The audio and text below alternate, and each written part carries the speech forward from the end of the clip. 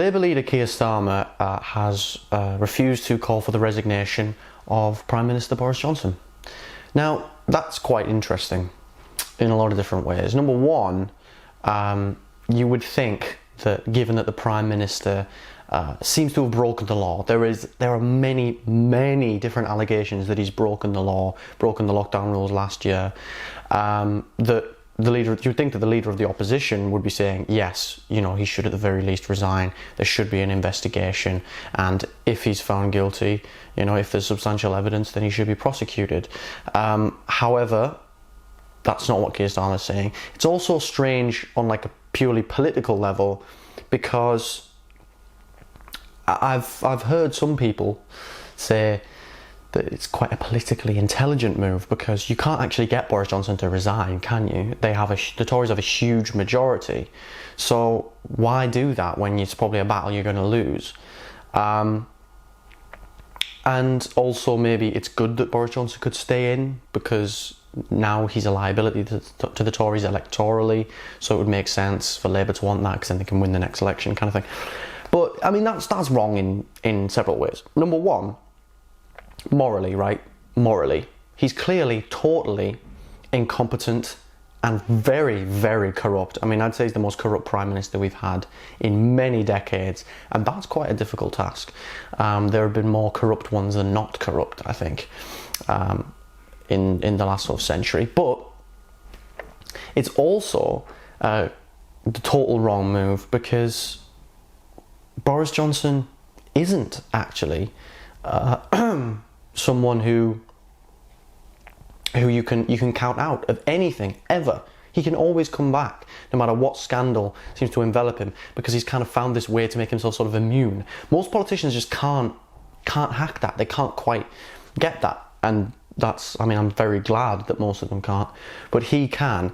And I think Labour needs to try and support getting rid of him, because it's the moral thing to do, and politically I do think other Tory leaders might not be so successful. The only one I'd be worried about is Sunak, and even then I think the moral argument just outweighs it anyway, right? And then to address the point that some people make, that, well, you're never going to be able to do it, you're never going to actually make a difference if you call for them to resign, because they've got such a big majority, so why do it? Because it just looks like you're losing battles. What do you mean, why do it? That's what an opposition does. Even if the governing party has a gigantic majority, you are supposed to oppose them on things that you don't like, things that you think are bad. That's kind of the whole point, right? You're supposed to point out their failures and say what you would do differently if you were in government. The whole point of an opposition, the whole point. And to say that Boris Johnson shouldn't resign is ridiculous, because it's very much tapping into the zeitgeist, because most of the public think he should resign. There's been a poll on that recently.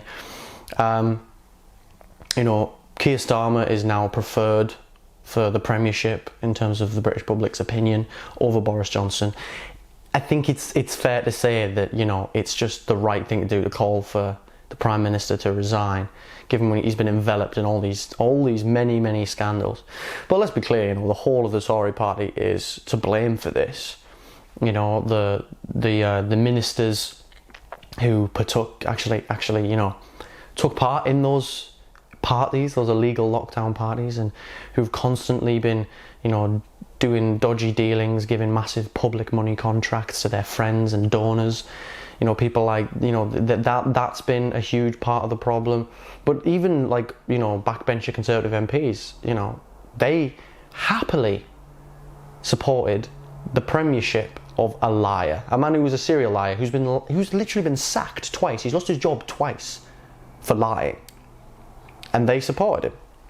And they supported him because they wanted to keep Jeremy Corbyn out, and they wanted a nice cushy House of Commons job for themselves.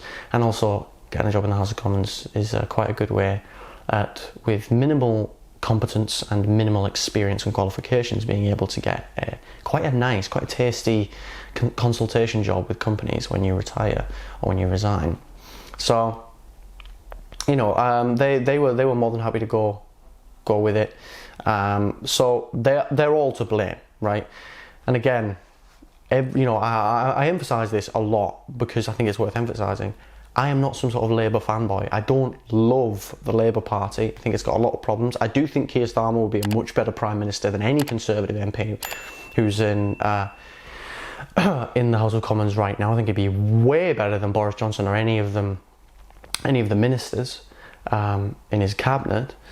But they have huge problems, and I don't think would electing a Labour government sort out the very entrenched corruption issues that we have. No, it wouldn't. It would probably address some of the more overt aspects of it, and that would be very good, obviously. There'd be other good policies, like Labour's climate policies are really good, creating a lot of good jobs, investing in manufacturing to actually build things in Britain, which used to be kind of our thing, but not anymore, and Labour wants to kind of bring that back. A lot of good mental health policies, NHS policies, education policies, so there's some good stuff there.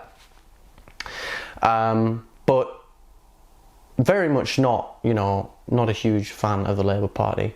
But it's important to recognise that just because one is a bit crap doesn't mean that we let the other one off for being absolutely horrendous. So I'm interested in your thoughts. Leave them in the comments below if you want. I think that this is kind of an interesting thing that we have a leader of the Labour Party not calling for a Tory Prime Minister to resign when they are absolutely swamped in accusations of illegality, of law breaking, of incompetence, of corruption, and the list goes on and on and on and on. So, is Keir Starmer doing a genius move? Is he playing chess while, they're playing checkers? Or is he actually just, kind of really missing an open goal? Personally, I think he's missing an open goal. But yeah, I'm interested in your thoughts. Leave them in the comments below if you want. Thank you very much for watching, and I'll see you in the next one. Cheers.